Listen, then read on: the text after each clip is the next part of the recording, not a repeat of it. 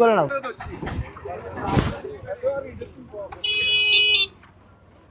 Clerk মোহাম্মদপুরের মানুষ দীর্ঘদিন থেকে আমাদের সোনাপুর আক্তার মিরান সড়কের খানাখন্দক প্রায় চলাচলের অনুপযোগী হয়ে গেছে। আপাতত ঈদ উপলক্ষে ছাত্রনেতা নাসিরউদ্দিন নাসিরের উদ্যোগে এখানে ইট এবং বালি ফেলে মানুষের নির্বিঘ্নে ঈদ আসা যাওয়াটা, ঈদের সময় আসা যাওয়াটা যেন নির্বিঘ্ন হয়, নিরাপদ হয়, সে চেষ্টা করা হচ্ছে।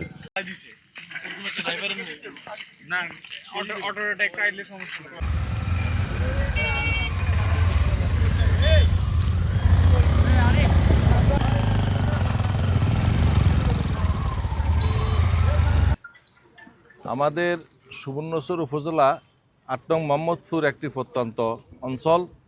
এই ইউনিয়ন বিগত ১৬-১৭ বছর আওয়ামী লীগের দুঃশাসনে এখানে যে যাতায়াত ব্যবস্থা সড়ক পথে, যেখানে এই রাস্তাটি আক্তার মিয়ারহাট থেকে সরাসরি সদর হেডকোয়ার্টার সাথে সংযুক্ত, এই রাস্তাটার বিন্দু পরিমাণ কোনো কাজ হয়নি।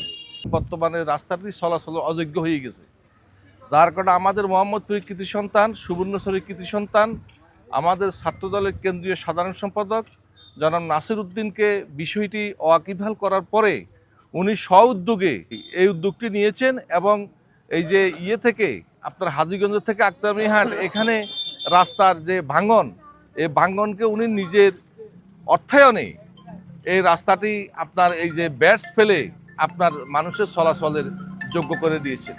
এই সড়ক সোনাপুর টু আক্তার মিয়ারহাট পর্যন্ত এটা পুরা মানে ব্যবহার অযোগ্য হয়ে গিয়েছেন। এই রাস্তায় প্রতিনিয়ত দুর্ঘটনার শিকার হচ্ছেন সাধারণ মানুষ। মানুষের দুঃখ দুর্দশা দেখে জনাব নাসিরউদ্দিন নাসির ভাই ওনার নিজ অর্থায়নে নিজ উদ্যোগে ঈদ উপলক্ষে মানুষ যাতে এই রাস্তা চলাচল করতে পারে নির্বিঘ্নে, এটা চলাচল করার জন্য উনি নিজ অর্থায়নে উপযোগী করে দিচ্ছেন। রাস্তাটি দীর্ঘ 10 কিলোমিটার রাস্তা উনি নিজ অর্থায়নে সংস্কার করে দিচ্ছেন। এজন্য আমরা সুবর্ণচর উপজেলা যুবদলের পক্ষ থেকে ওনাকে ধন্যবাদ এবং ওনার প্রতি কৃতজ্ঞতা জানাচ্ছি।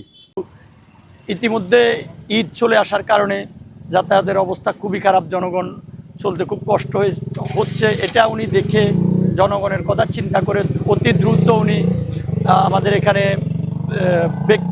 ওনার ব্যক্তিগত খরচে একটা সাময়িক যে রাস্তার সংস্কার কাজ করার জন্য আমাদেরকে উনি নির্দেশনা দিয়েছেন। আমরা তো দীর্ঘদিন এই রোডে আসলে যাতায়াত করি, এই রোডে খুব কষ্ট করি, গাড়ি ঘোড়া ভাঙ্গি চুরি আমাদের অনেক ক্ষয়ক্ষতি হয়েছে। এখন কোনা দিনের কারণে আমাদের অনেক সুবিধা হইতেছে।